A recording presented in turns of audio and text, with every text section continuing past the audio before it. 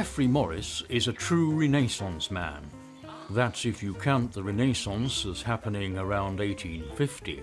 Here in leafy Hertfordshire, his home for over 65 years, we see the master surveying his estate. The new south wing is coming along.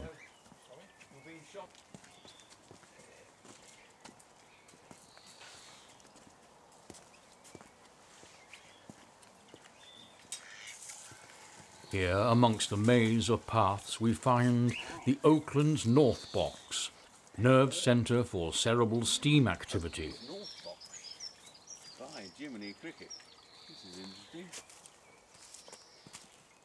Further along, we encounter the horticultural hub.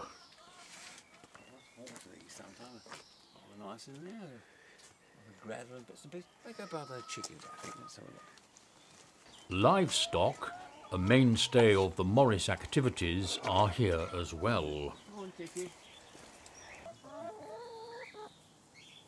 Always ready to follow their leader.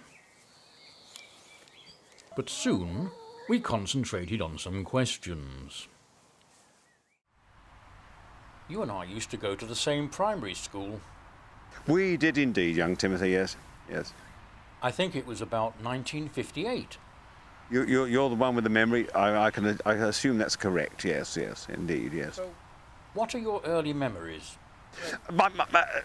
Probably you, of course, and having sat next to you at the school and said that you'll sit next to this chap here, me, thus, and you as a friend with always had a pair of pliers in your pocket and a screwdriver, I fear. You know, I have vivid memories of the same, so it's rather nice, actually, yes, yes. Not all of your friends were like that. No. You weren't like that. I was always odd. What was odd about you? I don't know. One has always been a loner, I suppose, and happy with my own company, I suppose, really. But the company of good self was always desirable, so we did a lot together, didn't we, really? And what with steam engines and model railways and bits and pieces and electrical gubbins, which you created in the very early stages of your life, which always used to amuse me and amaze me, of course, yeah, with your oscilloscopes and your buzzing things and signal generators. It's very impressive, I fear, yes. As time went on, we ventured into tape recording. We did indeed. We made several recordings of Sir Malcolm Sargent and various bits of the Anti-Smoking League of Hatfield and bits and pieces like that. All captured for time forever, in actual fact. They'll be captured in the archives of the BBC one day, I can assure you, yes, yes. Most people around 12 or 13 have a rebellious phase. Did you ever rebel? No. So you accepted authority? Yes. Ish. You found that you could fit in? Well, the thing is, not to make too much of a noise and just to be like the sly old fox, just go to ground, but Geoffrey does what Geoffrey does and enjoys and the same. So, no, I did like the sly old fox, as I said, so, yeah. That's when the scooters came in? Absolutely, scooters. I was never allowed to have a motorbike, but I was allowed to have scooters. I bought a BSA Bantam 125 once and horrified the parents, so they had to go, of course, and ended up with various LDs, Series 1 LIs, Series 2, Series 3s, and became a mod, or affectionately known as a mod, but it wasn't really a mod, of course. Never went to Clacton. You didn't wear the uniform? Well, I had a Parker, of course, a genuine Army Parker, of course, which was very good, yes, yes. As adolescence passed, there were changes. Well, I've never really passed through adolescence. I've always been childish, but so I've yet to pass through it, I fear, at this stage of my life. But no, I never really passed adolescence. No, I've just been me. And then you started work. How did you feel about that? I'm not at school anymore. Oops. And it was rather technical and rather clever, I fear. We went to British Aerospace, or Hawke Siddeley at the time, of course, did a 5-year apprenticeship, and I loved it. Absolutely loved it. Quite superb, yes, yes. Until one day I was 21 and I had to work for a living. Oh dear. But I loved that as well, of course. You know, I loved that as well. And what position did you rise to? Only a Series A fitter. And having left British Aerospace years ago, I then got into motor transport, and we had a very successful job after that, really. So now I was very lucky to go up through the ranks. They give me a job, I do it, and I just got on with it and did it. And that was, I think, what people liked. Tell us about the famous planes you worked on. Oh, good Lord, we started off with comic tail planes, Tridents, and then my second half of the British Aerospace, I worked on 146s, or I didn't work on, I was by that time in the buying office, in actual fact, and we used to get bits from all over the world, and I actually travelled all over the world with British Aerospace. I went to Nashville, Tennessee, I went to Sweden, and all various places like that, expediting parts for them, and it was very, very useful, very nice indeed. Yeah, it was a lovely time, lovely time. And now you're drawing the pension. I'm drawing a pension, albeit a very poorly pension, but it's enough to live on. Where did your fascination with mechanics come from?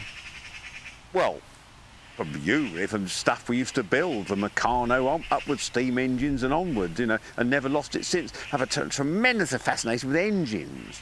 I just love engines of all descriptions. As you know, I've owned so many engines, it's unbelievable, you know. Not just engines, motor cars.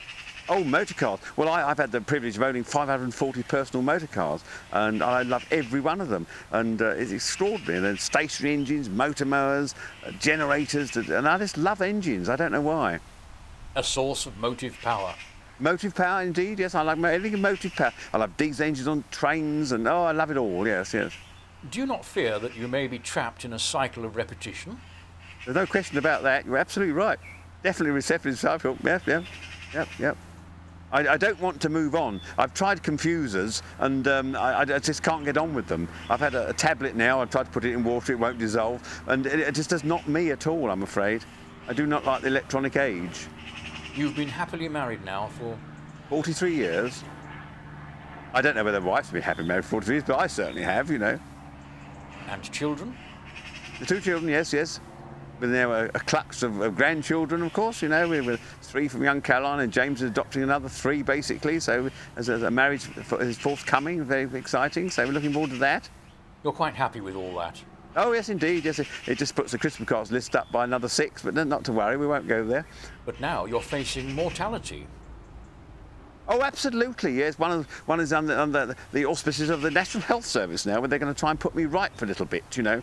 You get to the dizzy age of 68, and they suddenly say you've got something a little bit iffy inside you, so they're putting me right. So I look forward to that, in actual fact. You're also looking forward to a few more. Oh, absolutely. Well, we're all on the Grim Reaper's list, but I've decided to put myself further down the list, in actual fact. So I'm leaning on the system, in actual fact. So, I mean, a National Health Service started in 1948. I feel I should get my money's worth by now, you know, from having some pennies back.